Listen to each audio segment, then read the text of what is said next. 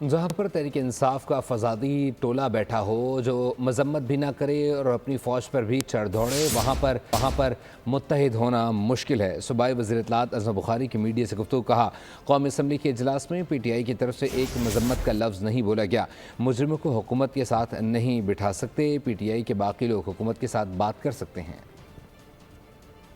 کہ فساد جیسا ایک انتشاری ٹولہ بیٹھا ہو جو کسی بھی قسم کے اس طرح کا واقعہ ہوتا ہے اس کی مذمت تو دور کی بات ہے، اس کے اوپر اپنے ہی اداروں پر اپنی ہی فوج پر چڑھ دوڑیں، ان کو ڈی مورلائز کریں، ان کے خلاف جو ہے وہ ایک پروپیگنڈا کریں، وہاں پر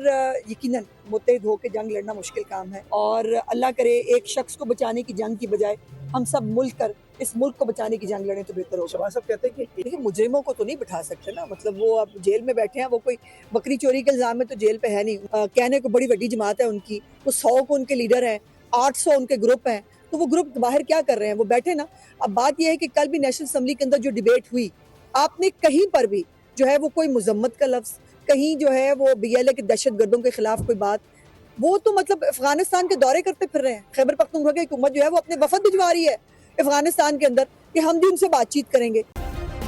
سبسکرائب کریں اور بیل دبائیں تاکہ کوئی خبر رہ نہ جائے۔